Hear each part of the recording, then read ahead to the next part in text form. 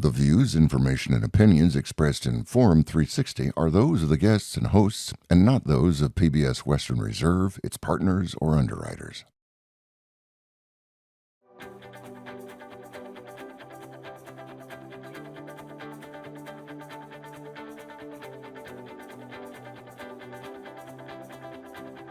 Welcome to Forum 360. I'm Stephanie York, your host today. Thank you for joining us for a global outlook with a local view.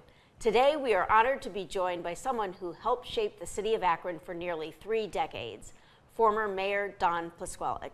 Serving as mayor from 1987 to 2015, is that right? Okay, good. Mayor Plusquellic led Akron through major periods of change, economic challenge, and ambitious revitalization. Whether you agreed with his bold decisions or not, his impact on the city is undeniable. From downtown development and infrastructure projects to national leadership roles, he brought Akron into the spotlight in ways few others have. We're excited to hear his reflections, insights, and thoughts about Akron then and now. Mayor Plusquellic, thank you for being here. Good to be here. So you were mayor for nearly 3 decades. Looking back, what are you most proud of from your time as mayor? Well, I think the position we put the city in, given that we were near the tail end when I first came in of the loss of rubber jobs and the rubber factories, as well as the offices that some people thought would never leave. And we had to rally people to say Akron's still a great place and we've got great companies here. They're smaller polymer companies that was sort of like a seed falling off a dying tree, the way I describe it, from the rubber industry that created the research and development and the University of Akron and their capabilities in research and development of plastics, polymers, something that came from oil instead of raw rubber. And we had to transition, and we did that in a way that I think people recognized us, All-American City, recognized in ways the economic development program that we undertook to really emphasize the machining and the tooling and the die and the factories that were still here. There were just as many people working, it's just they were in smaller places and a much smaller companies. So that was a huge thing to rally people to say we're still Akron, we can still come back. And Akron had transitioned so many times in the past, and we just needed to remind people, and I think we did a pretty good job of getting out of what felt like a real hole, not only economically from the loss of the original rubber jobs, but to pick up people's spirits. I said the number one thing I needed to do was convince people that we could still survive and be successful, and we were. Then we did JEDs, Joint Economic Development Districts, with our neighbors, which helped solve some water and sewer issues and annexation issues. And then the help and support that we provided for the schools, and then the beginning of a revitalization of the downtown with the convention center and the stadium that really brought people downtown. And still does. Still does. Yes. I can still watch from Canal Square, yes, where you can. I look over from my 14th floor patio, as Yes, I did this past weekend. So there were a lot of highs. I mean, All-American City, that was twice while you were there. They just won it last week, if you saw. Nice, did. That was pretty exciting. What do you wish you would have done differently in those years? You know, it's interesting because most times people think about this. I really regret that I didn't, this is going to sound strange, but that I wasn't tougher and did more aggressively to do the things that I knew from all of the years of serving 13 years on city council, knowing, watching mayors in the early years especially not lead and not do anything, and watch southern states come in and aggressively attract our businesses away, that we didn't do more economically at the time, economic development wise. I knew that the city needed leadership. You've got to lead. Yeah, it makes people mad sometimes. yes, you need to listen, you need to bring people together, you need to explain, you need to do things together, as everybody seems to say all the time. Yeah, I get that. But then there's a place to make decisions. The number one mistake that I made was on the school sewer lease program, because we had support on city council. I should have implemented that, and 2 years later, when people flushed their toilets, it still went the same direction. Everything worked, but we had 1,000 or 2,000 kids that got scholarships, not only at the University of Akron, but they could go to plumbing school, they could have gone to a hair care school, they could have gone anywhere that was a legitimate school after high school to go in a career path they wanted, not the ones that we told them they had to go into, but what they wanted. We could have been much more successful and laid the groundwork for success in the future, and obviously would have impacted those thousands of kids that would have had those free school hours paid for. And you know, we tried to be, I guess, what we call democratic with a small d, and we put it on the ballot, and we got overwhelmed by absolute lies. I mean, people lied, and they had reasons. We had these folks that were socialists come in. We had people holding up brown water that they pulled in from a lake. They dressed up like rats. They did all kinds of things. And you know, if people are going to lie, then it's hard and difficult to really compete when you're telling the truth and trying to explain something that is a little more technical, but that's a major one that I regret, that we didn't just do and pass and then tell people this is what. The stadium was questionable, and I use that comparison. Awesome. I had all kinds of people, and the last one I can remember was probably 6 years ago or so. I was walking down to go to the stadium, and a police officer said, "Mayor, can I interrupt you just a minute?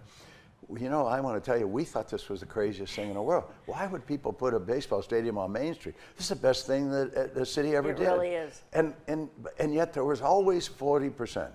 There always will be, there is now. Yes. You know, there's some people right here in Akron, some in government, that think that you can just go out and talk to people and everybody will be holding hands and agreeing that everything, and that's just not the way the world works. People have their own personal interests, they have their political interests, they have, I don't know what it is, it's just the way of the world. So that was one that I really regret, because it would have helped thousands of people, kids, get the jobs of the future, not the jobs of the past. My father was told, get a high school education, you can always get a good job. Well, that's not true in today's world.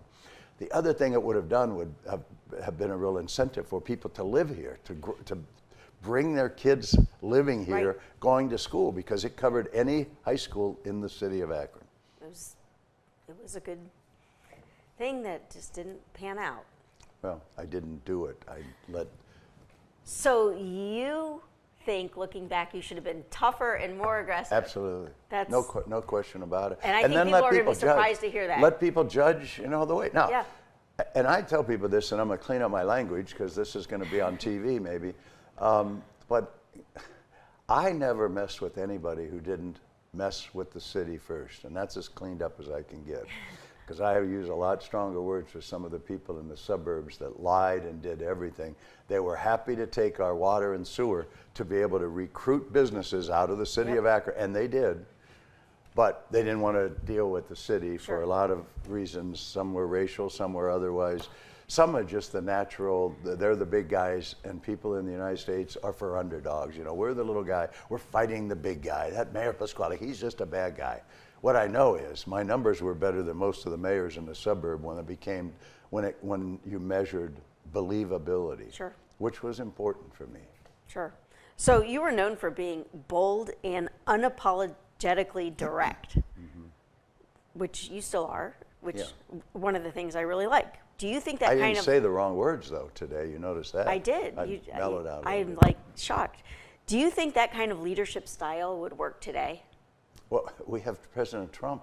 I mean, if there isn't, I mean, he takes that to the extreme. And by the way, his believability is not very good. People, instead, they say, you know, when it came to the outside suburbs, they would say, we believe him.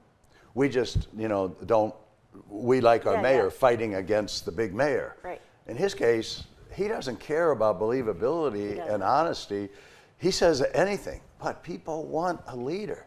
And I know how important it was. And I will put this out there with anybody, anywhere.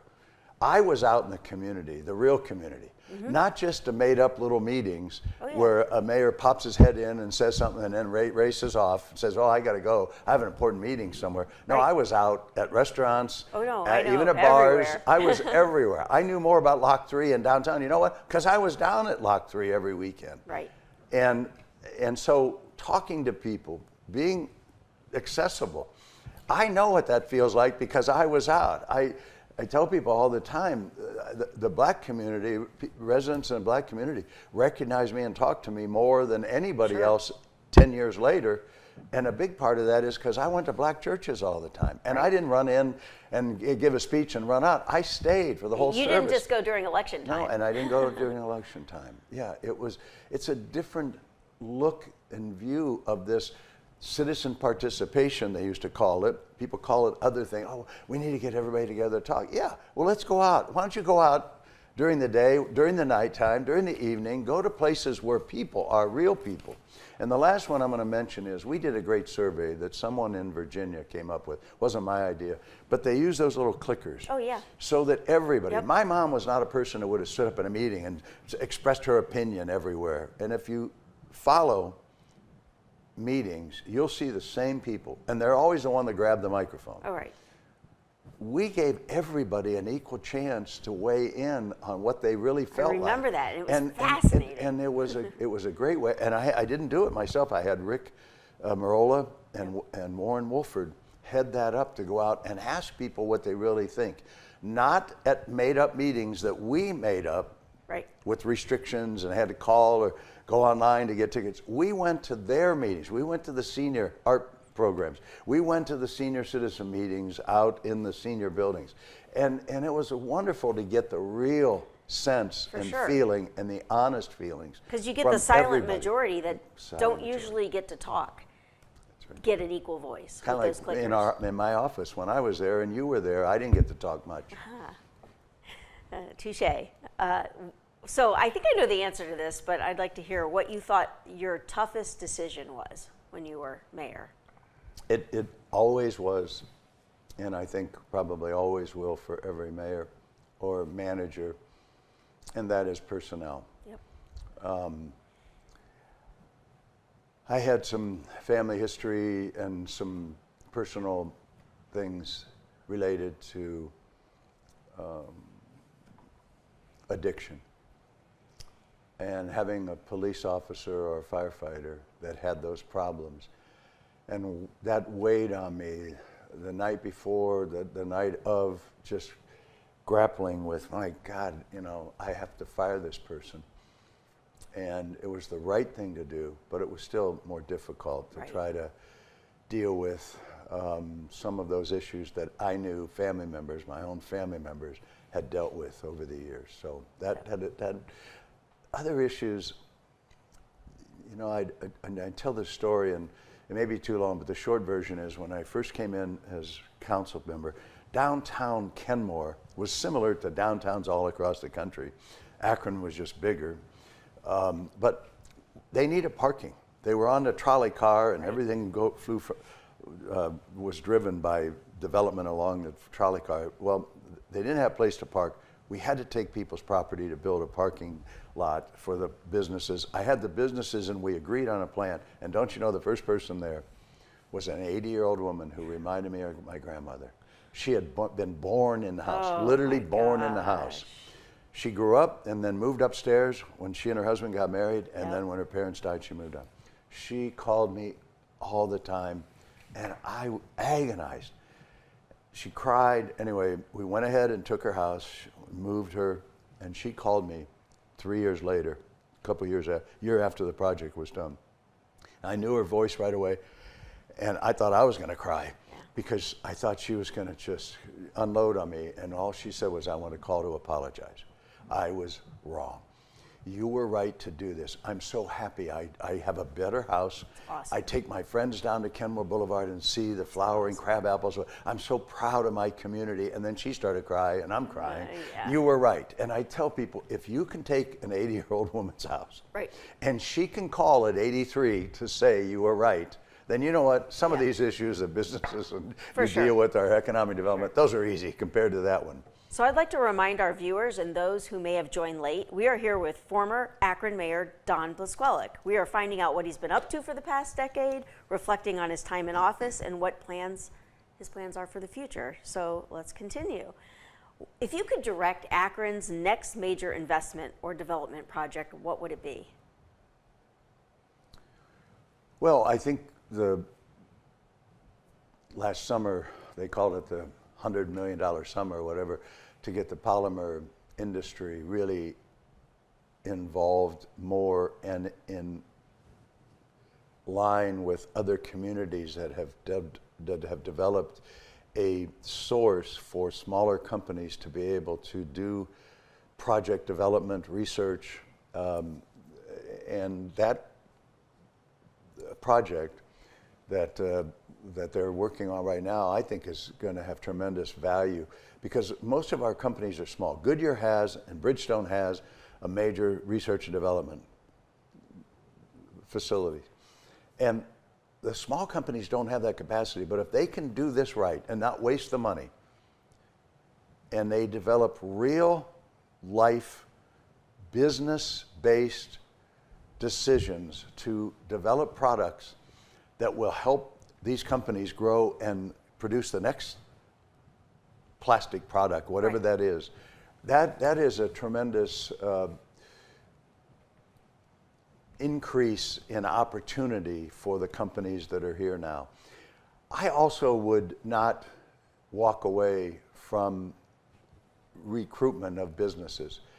And there are some people who are short-sighted and say, well, why would you go out and recruit companies to compete with ours? Well, if you look at the landscape and you look at the last 10 years, companies that are located in Akron have moved because the CEO comes in and says, I don't want to be in, I want to live in Nashville. Right. A company is bought by another company. Bridgestone, 3 of the major companies were bought by other companies. Yep. And if we don't continue to recruit, and I have to tell this story, Benjamin Franklin Goodrich was not an Akron person. Sorry to disappoint you, old timers. Benjamin Franklin Goodrich was a real doctor who brought his rubber company making bicycle tires and fire hose to Akron because they were looking for a cheaper place to build than New York City. And he started the rubber companies here. Harvey Firestone was not from Akron. People came here and they got jobs. We need to continue to look at the real market, and we're actually helping companies, especially the base of our companies, the mold companies, tool and die, the real manufacturers of machines, the machining companies, by bringing other companies that will need their products. Right. And I think that's an important opportunity that some in the recent past have sort of walked away from. There's about $200 billion spent reinvesting in the United States by companies coming from outside. We can get our share. We were 10th, 11th, 12th, and 13th in the country every other year when they measured, even though they were 73rd largest city in getting Western European investment here. Right. It's going to happen. And think about it. President Trump wants everything manufactured here. I happen to agree with that philosophy that you've got to manufacture. Companies that compete are going to have to manufacture. Why should we let them all go to South Carolina? Right. That doesn't make sense for Akron. Those are jobs. They represent people's employment and lives, and we ought to be recruiting those people here, which I'm still involved in with the chamber trying to do, by the way. Well, let's talk about that. You still stay involved in civic life behind the sscenes. What are you doing? Well, they had a dinner and raised money for me to work right before COVID. Okay. March 7th, I believe it, March 14th, I'm sorry. February 7th of 2020, they had the dinner, and as we all know, March 15th, I think we closed down. I'm not Sure, but it was in March, the following. So we didn't do anything for obviously a couple, 2 or 3 years.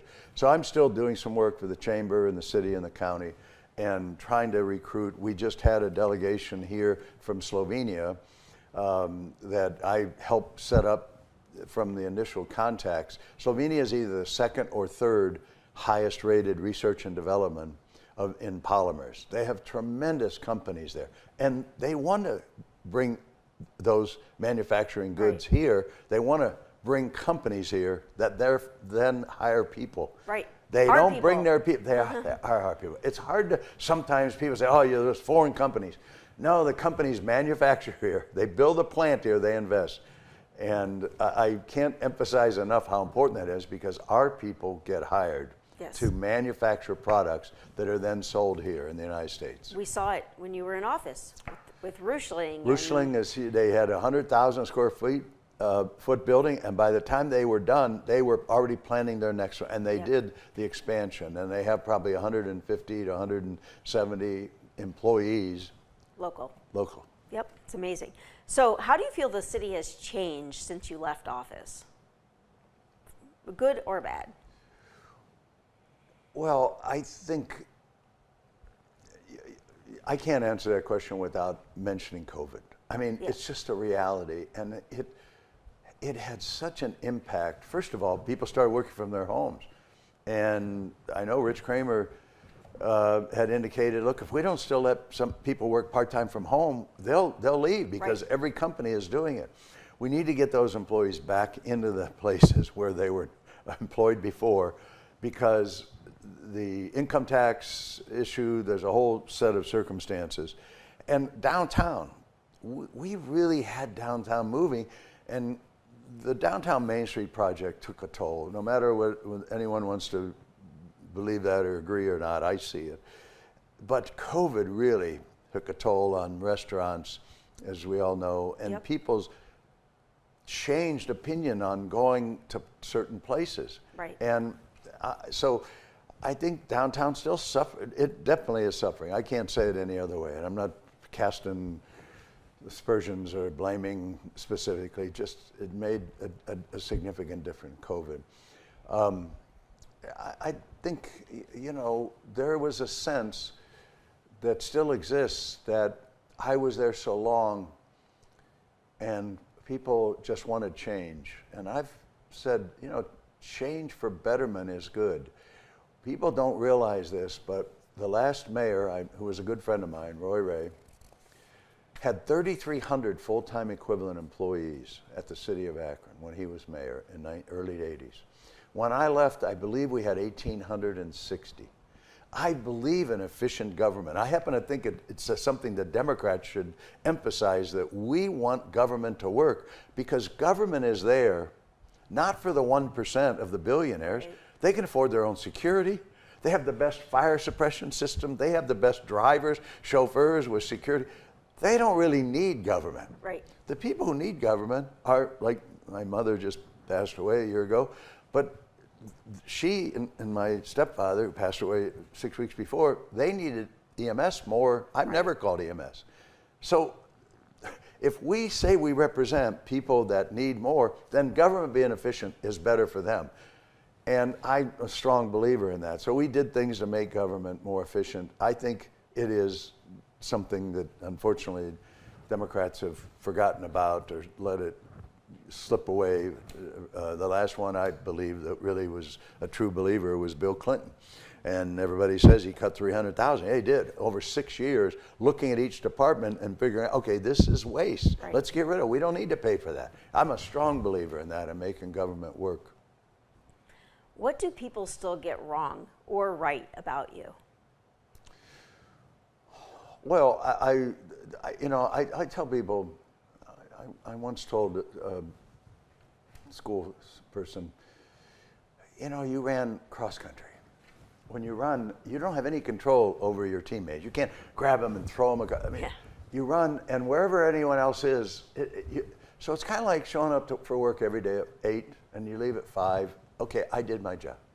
You know, I was a quarterback. I went in and not everybody can play football. I happen to think team sports, you know, I was a huge supporter of women I mean, we invested in Firestone Stadium. There's still an unbelievable. Chris Ludlow has put the turf in there. It looks wonderful. But team sports builds a lot of things and teaches you how to, I know your kids played softball, your son played soccer, anything you play. But in particular, a quarterback. You have to go to a huddle where 9 people are bigger than you, and you have to make it your huddle and tell them to shut up, or you'll personally put them on the sideline. Second of all, you got to call a play. You got to go up. You got to read your people to make sure they're in the right place. Sure. Hey, get over here. You got to look at the defense. Say, oh my God, this is the wrong call. I got to change the call. You got to do something quickly, and then you have to be held responsible after that play if it works or it doesn't work, and at the end of the game. I felt very comfortable with that and take the responsibility. And it was very much like that. I never wanted to use too many. I had some staff people earlier, oh, people won't understand your football analogy. They won't understand. But being a mayor is a lot like being a quarterback. You're responsible, and I had no problem doing that. Now, yeah, if somebody wanted to say, hey, Don, I was open, it hit me on the down and out. Okay, that's input. I get that. But there's a time that people have to make decisions, right. And I felt very comfortable. And I think that's what people, want. They want to listen. They want people to listen to them, but they want somebody to do what's right. And I think I did that, and I feel like, yeah, could I go and bat and redone Monday morning quarterback? Yep, every game I ever played. Okay, we're out of time, but I'm going to ask you one question, just yes or no. Are you getting back into politics? You gonna run for anything? No. Mayor Plusquellic, thank you for such an engaging and candid conversation today. It's not often we get to look back with the person who helped lead the way forward. It's clear you still care deeply about the city and its future, and it was great to hear your perspective, some of which only a former mayor can give, and some of which only you would say out loud. Thank you for your leadership, your candor, and for joining us on Forum 360. I'm Stephanie York. Thank you for being with us today on Forum 360 for a global look with a local view.